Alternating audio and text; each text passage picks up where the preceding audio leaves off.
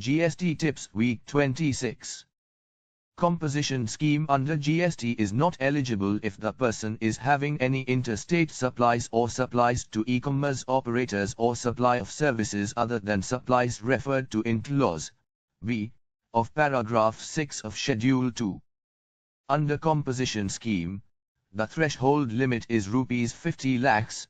The same can be increased up to a maximum of Rs 1 crore basis on the recommendation of the GST Council. As per the GST bills introduced in the Parliament, the taxpayer has to pay GST on the gifts given to the employees if the value of the gifts is more than 50,000 rupees worth in a financial year. In the CGST bill as introduced in the Parliament, for registration under the composition levy, prior permission of the tax officials is removed and also the tax rates have been reduced.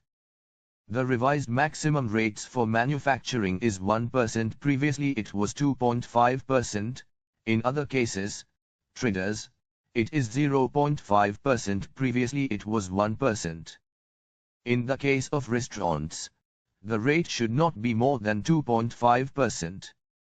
As per the CGST Act, the time of supply for interest, late fee or penalty for delayed payment of any consideration is the date on which the payment is received by the supplier but not on the date on which the supplier raises the debit note.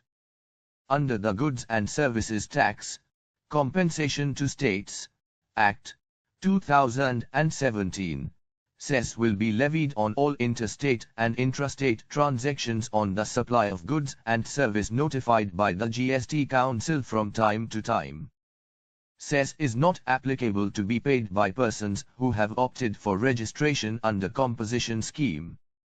Input tax credit for cess being levied under Goods and Services Tax, Compensation to States, Act, 2017, is eligible only for the making the output tax liability of the cess under the same Act and not for payment of any other taxes output liability under GST.